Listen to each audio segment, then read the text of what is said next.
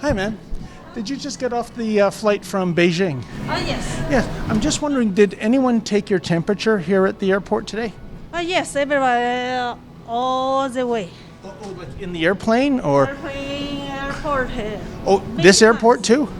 No, not here. Not here. David Menzies for Rebel News here at Toronto's Pearson International Airport. Well, folks, consider the lead in a story today in the National Post. It reads thusly: Canada is already contemplating the measures it will take to end restrictions on international travel, Prime Minister Justin Trudeau said, as he confirmed the U.S. has agreed to extend the mutual ban on non-essential border crossings for another 30 days.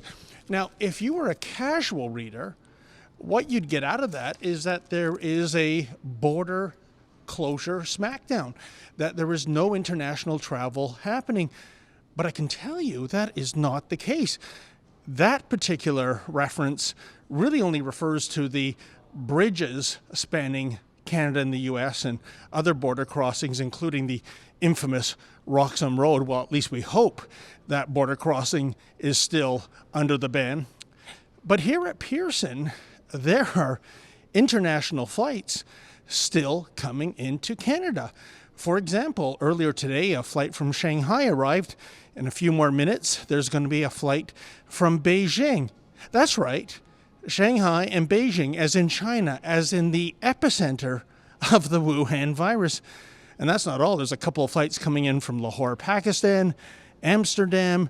Oh, the list goes on. So how is it so that if we're serious about closing down the border to potentially infected outside travelers, that this is going on? I mean, the smackdown happened in this city the eve before St. Patrick's Day. That was in March. It is now 2 months later, and still there are international travelers that qualify for some kind of an exemption to land here in Canada.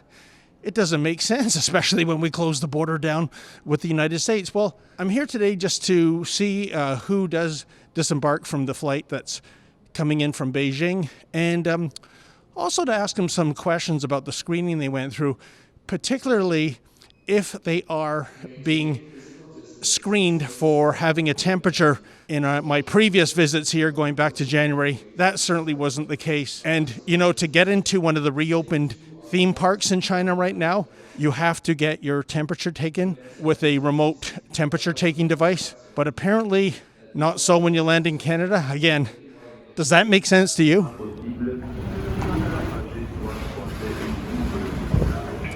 Hi, ma'am. Are you just arriving from Beijing? Yeah. I was wondering, did anyone take your temperature here in Toronto when you were coming in? With a remote thermometer? In Toronto, no, but in Beijing, yes. In Beijing, yes. Yeah. Okay. Did anyone take your temperature here in Toronto? No. No. Hi, man. Did you just get off the flight from Beijing? Yes. Yes. I'm just wondering, did anyone take your temperature here at the airport today? Yes, everybody all the way. Oh, like in the airplane or? Airport. Oh, this airport too? No, not here. Not here. Did anyone take your temperature here at Toronto Pearson? No. Did anyone take your body temperature? Yes, of course. No, at the airport, no. On the flight. On the plane. I see then. Okay. And are you a Canadian citizen yourself? Yeah. And are you a Canadian citizen yourself? Yeah. No, I'm just a student here. Oh, a student. Okay. Yeah. An international student. Yeah. Permanent resident. And are you a Canadian citizen yourself? Or? Yeah. Well, there we have it, folks. Does that look like a border lockdown to you, especially since we have multiple flights still coming into Canada from the very epicenter of the Wuhan virus? And yet again, there are no temperature checks being done here at Pearson. We had one person say everywhere else but here. In fact, I know that at Chinese theme parks, they are doing the temperature checks for people coming into the park, but apparently we're not doing that for arrivals into Canada. And how hard can it be? You remember we brought this little gizmo, $120 off Amazon. It's a medical grade temperature taking device, but I guess that's not in the budget for these free spending liberals. And it's kind of funny. One of the immediate stories in terms of the announcement of the Canada-US travel or border lockdown continuing until June 21st was from the NHL. Evidently, the National Hockey League is concerned that should they resume play in the weeks ahead, this travel lockdown might impede the travel of some teams, given that there are 7 NHL teams, of course, that are based in Canada. Well, here's my message for Commissioner Gary Bettman. If you want to get into Canada easy peasy, just have your NHL clubs disembark from destinations such as Shanghai and Beijing, and believe me, there'll be no problem whatsoever in getting into Canada. For Rebel News, I'm David the Menzoid Menzies. Hey folks, did you hear the bad news? Premier Doug Ford is closing down the summer camps for thousands and thousands of kids here in Ontario.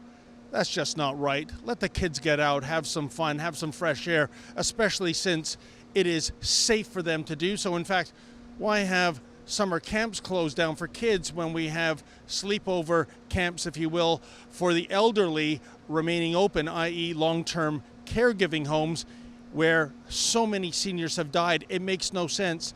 Please go to our petition, opensummercamp.com. That's opensummercamp.com.